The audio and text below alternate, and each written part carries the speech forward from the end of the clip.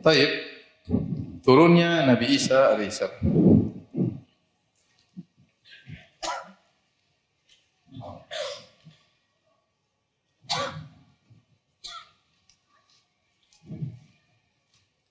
Nabi Isa alaihissalam dikenal dengan Isa al-Masih, ya.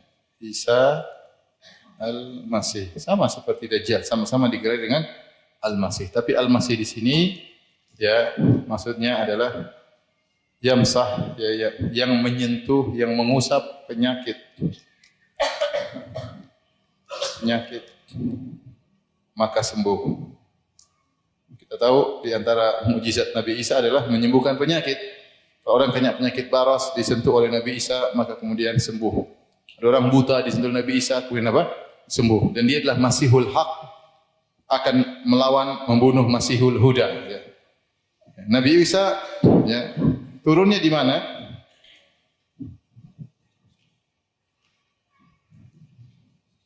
Turunnya di Al-Manar Al-Baydha, di sebuah menara putih di Damaskus, ya. Damaskus. Turunnya kapan? Di waktu subuh, tatkala Imam Mahdi akan salat subuh. Maka disebut dalam hadis, maka yanzilu Isa bin Maryam, ya, wadi'an kaffaihi ala ajnihatil malaikah. Maka beliau turun sambil meletakkan kedua genggamannya, ya, telapak tangannya di dua sayap malaikat. Alaihi mahrudatan, dia memakai dua baju yang berwarna, masbughatan, berwarna. Kemudian turun. Kemudian rambutnya, sifat Nabi Isa rajulus sya'ar, yaitu rambutnya lurus, apa namanya? Lurus, jatuh rambutnya. Ya, tidak keriting, tidak gelombang, rambutnya lurus. Seperti seakan-akan baru keluar dari kamar mandi, rambutnya basah. Nabi Isa alaihissalam rambutnya basah.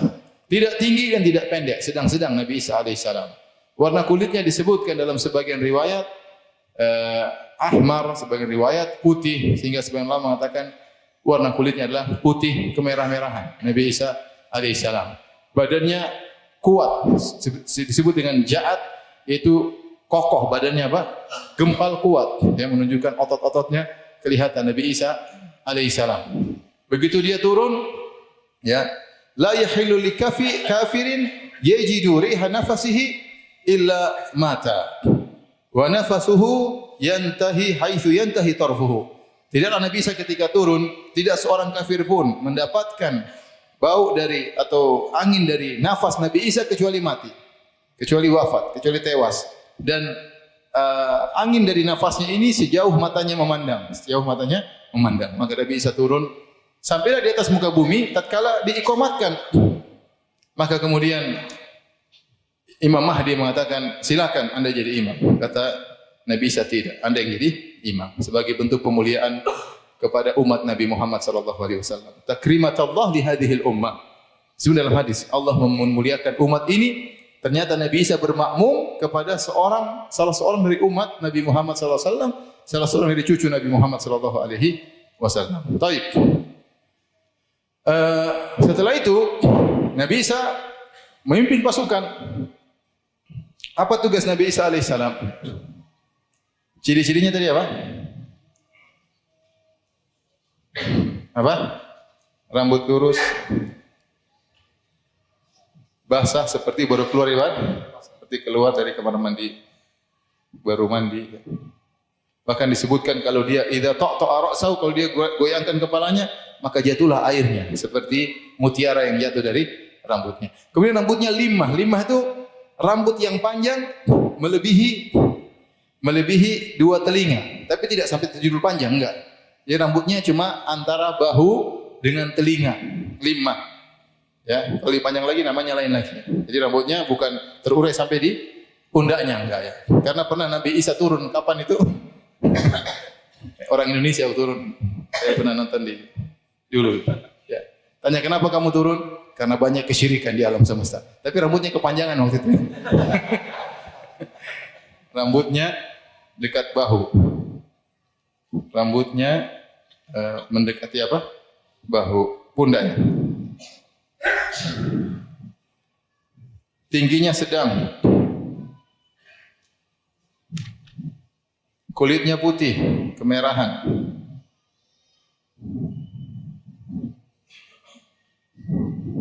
dalam kondisi memakai dua baju yang berwarna. Kemudian Nabi Isa pun turun, maka Nabi Isa pun alaihissalam kemudian memimpin pasukan untuk mencari Dajjal. Maka Dajjal pun kabur tatkala mendengar Nabi Isa datang. Dia tahu dia akan mati di tangan Nabi Isa. Maka apa tugas Nabi Isa?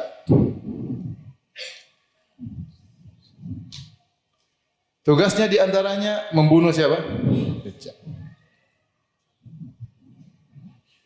Nabi Isa kejar Dajjal. Dajjal pun lari.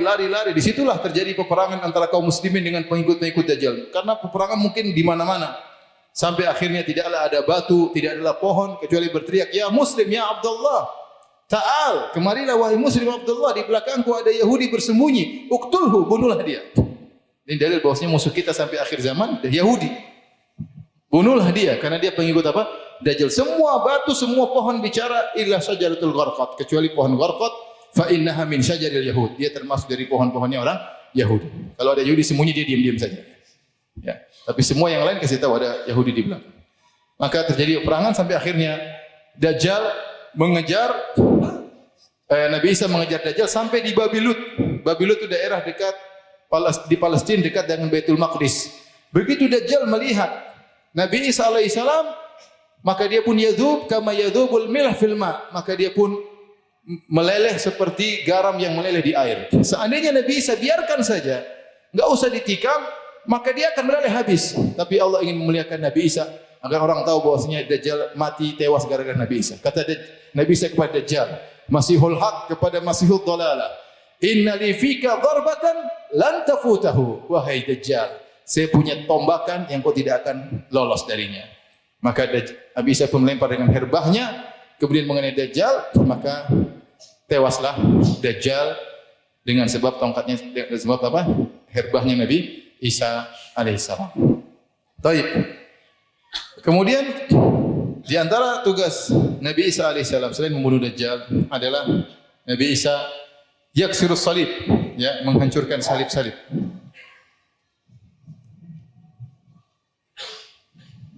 Oleh karenanya, orang bertanya, apa hikmahnya? Kenapa Nabi Isa diangkat kemudian diturunkan lagi? Nabi Isa hikmah diturunkan Nabi Isa, hikmah diturunkan Nabi Isa. Isa alaihissalam di antaranya adalah menyelesaikan kontroversial.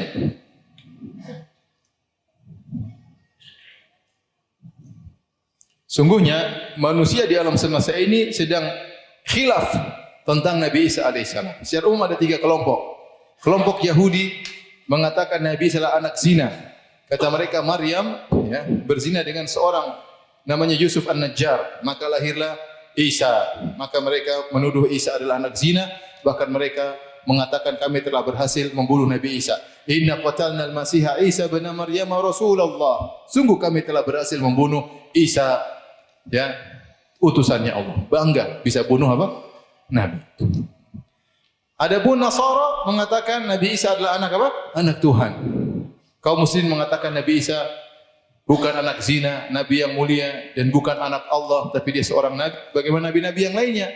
Diutus, dikasih kitab suci, Injil, sebagaimana nabi-nabi yang lain. Kalau dia Tuhan, ngapain pakai kitab suci, ngomong langsung, paham? Kalau dia Tuhan, ngapain pakai kitab suci? Ya, dia ngomong langsung kalau dia Tuhan. Maka tatkala Nabi Isa turun, kontroversial tersebut akan selesai. Yang benar adalah kaum muslimin. Buktinya Nabi Isa menghancurkan apa? Salib. Kemudian wa yaqtul khinzir, ya, membunuh babi-babi. Berarti babi-babi masih ada sampai akhir zaman, ya. Di antara tanda-tanda akhir zaman babi masih ada, ya. Jadi babi dibunuh oleh. Kemudian wa yadul jizyah, menghilangkan jizyah. Mengangkat jizyah. Jizyah yaitu semacam upeti yang dibayar oleh orang kafir yang tinggal dalam kekuasaan kaum muslimin. Pada tatkala itu Nabi Isa angkat karena semua tunduk kepada Nabi Isa alaihissalam sehingga tidak perlu jizyah, ya. Kemudian, ya, setelah Dajjal dibunuh, kemudian Nabi Isa hidup sebagai hakaman adilan, ya, menjadi hakim yang adil. Hakim yang adil. Berapa lama Nabi Isa hidup di atas muka bumi? Ada dua riwayat, disebutkan Nabi Isa hidup 40 tahun, disebutkan Nabi Isa hidup 7 tahun. Yang benar Nabi Isa hidup 7 tahun, maksudnya 40 tahun adalah dia menyempurnakan umurnya. Jadi beliau alaihi salatu wassalam diwafatkan oleh Allah atau diangkat ke langit tatkala berusia 33 tahun. Ya karena dia mau dibunuh diangkat usia 33 tahun, kemudian diturunkan dan dia melanjutkan kehidupannya sampai 7 tahun lagi sehingga diangkat diwafatkan usia 40 tahun sebagaimana manusia yang lain untuk menunjukkan dia bukan Tuhan, dia wafat. Kemudian shalla alaihil muslimun, kaum muslimin pun menyolatkan Nabi Isa. Umurnya 7 tahun. Baik. Kemudian di zaman Nabi Isa muncullah Ya'juj dan Ma'juj. Di antara tugasnya adalah apa? Di zaman Nabi Isa muncul siapa? Ya'juj dan Ma'juj.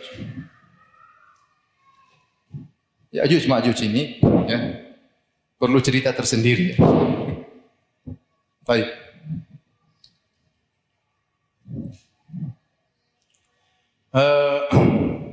Siapakah Ya'juj dan Ma'juj ini? Ya'juj dan Ma'juj ya adalah keturunan anak-anak Adam ya alaihissalam ya. Ada yang mengatakan Ya'juj Ma'juj adalah bukan dari Hawa, tapi Nabi Adam seketika tidur kemudian dia mimpi basah, akhirnya air maninya tercampur dengan pasir jadilah Ya'juj Ma'juj. Itu enggak benar ya. Dia juga keturunan Nabi Adam, keturunan Nabi Nuh, cuma dia suku yang luar biasa.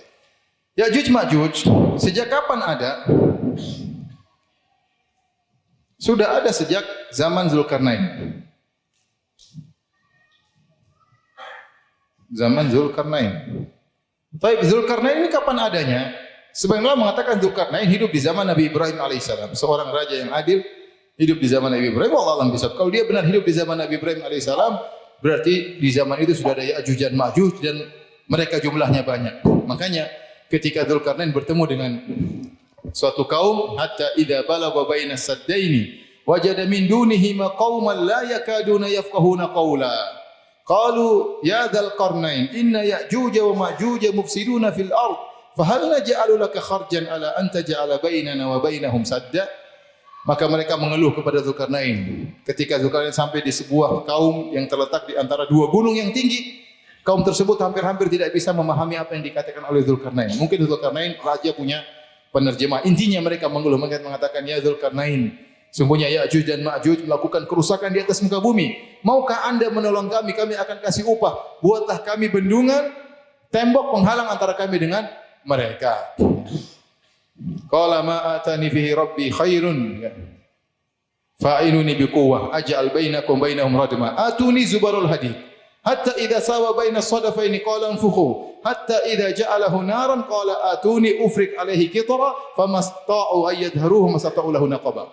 Kata Zulkarnain, saya tidak butuh pemberian dari kalian, tapi bantu saya. Ini raja yang baik, dia tidak kerja sini tapi bantu biar sama-sama merasakan kegiatan. Maka Zulkarnain cara membuat benteng, maka dia ini misalnya aja gunung dua. Ya, ini gunung, entah tingginya kayak apa. Kata Zulkarnain, atuni zubarul hadid. Isilah di sini potongan-potongan besi. Isi potongan besi banyak. Hatta idza sampai di puncak penuh. Entah berapa kilo tingginya, bayangkan ini zaman dahulu, zaman tersebut enggak gampang cari besi untuk menumpuk di antara dua gunung. Ini luar biasa ya. Kemudian kata Zulkarnain, qalam fukhu, bakar ini api. Dibakar dengan enggak tahu dengan api dengan berapa energinya sampai hatta idza ja'alahu naran, sampai besi-besi ini nyala juga saking panasnya. Ketika besi tersebut sedang panas, kata Zulkarnain, ufrik alaihi qitra, datangkanlah kepadaku cairan tembaga. Cairan tembaga juga untuk menjadikan tembaga cair harus panas atau tidak? Harus panas. Timbul pertanyaan kita, gimana cara bakar gunung apa? Besi ini. Kemudian sudah begini, ambil cairan panas untuk numpain juga enggak gampang. Pakai alat apa? Pakai kran, ya. Enggak gampang loh. Gampang atau tidak? Susah. Gimana mendekati saja dengan berapa ribu derajat, kemudian untuk menumpahkan tembaga di atas gunung ini nggak gampang, harus pakai alat yang luar biasa. Oleh karena sebagian ulama mengatakan belum tentu dalam segala sisi teknologi kita lebih baik daripada teknologi orang terdahulu. Belum tentu. Bisa jadi dahulu mereka punya ilmu yang kita tidak miliki. Contoh seperti membuat al-haram, seperti piramida, sphinx ya. Contoh seperti ini ya, dan macam-macam. Ya, seperti istana yang dibuat oleh Raja Namrud, konon tingginya adalah 5.000 kaki, sekitar 2,5 kilometer. Sekarang saja tower tertinggi adalah di Dubai, cuma 1 kilo sekian, tidak terlalu tinggi, 1,2 atau sekian ya. Saya pernah ke sana ya, katanya saking tingginya kalau orang buka puasa 3 waktu ya. Yang paling bawah buka di luar, yang di atas nunggu. Nanti di tengah buka lagi waktu yang lain. Kemudian yang di atas paling terakhir. Kalau ingin buka di luar turun ke bawah. Saking tingginya. Itu cuma 1 sekian kilo. Ya, sementara istananya Raja Namrud yang Allah benamkan dalam tanah disebutkan sampai 2,5 kilometer. Artinya ini teknologi luar biasa. Entah bahan apa yang dibuat oleh Zulkarnain. Intinya jadilah suatu tembok yang luar biasa. Kata Allah, "Famastata'u ayyadharuhu." Ya'juj Ma'juj tidak mampu untuk naik, manjat, wa mastata'u lahu naqaba, dan dia tidak mampu untuk melubangi. Tidak mampu untuk melubangi. Di manakah mereka ini? Wallahu alam, enggak ada yang tahu. Anda bilang, "Ustaz, kita sudah cek di Google Map, enggak ada." Ya'juj Ma'juj enggak keluar. Sudah azan. Baik. Kita lanjutkan lagi minggu depan insyaallah ya. Mau diberhentikan, mau dilanjutkan masih panjang ya. Insyaallah kita lanjutkan lagi kesempatan yang lain ya. Pada Isya kalau ada yang bertanya saya persilakan. Wallahu ta'ala alam bisawab.